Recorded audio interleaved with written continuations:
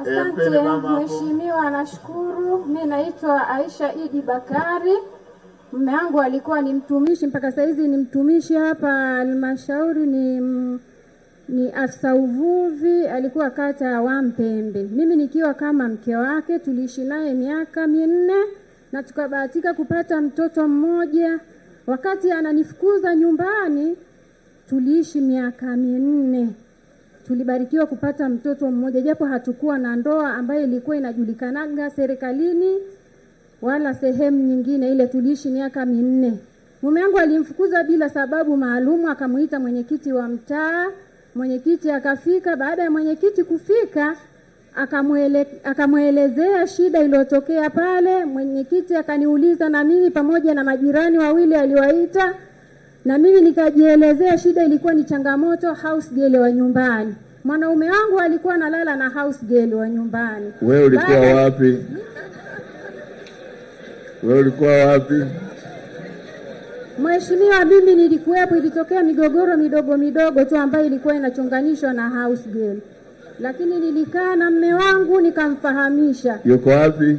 Anaitwa nani? Anaitwa Godfrey Biakano. Yuko wapi?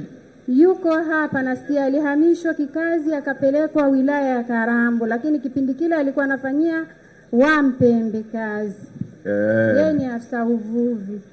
Afisa uvuvi. Mkurugenzi, afisa uvuvi wako anavua.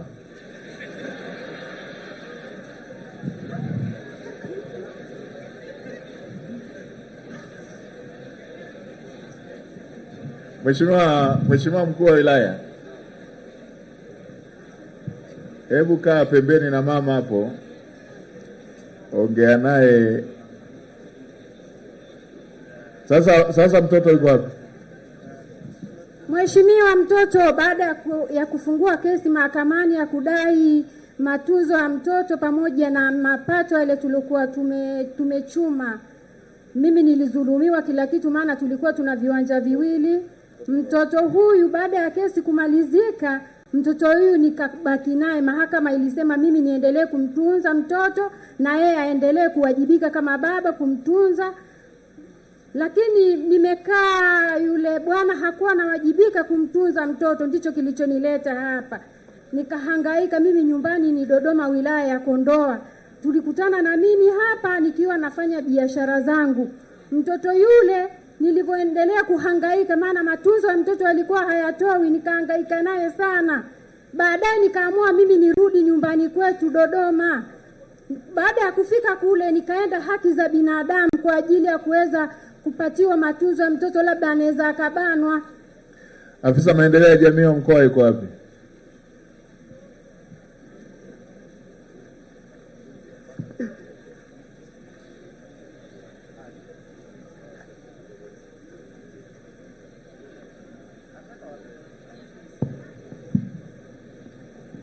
Haya.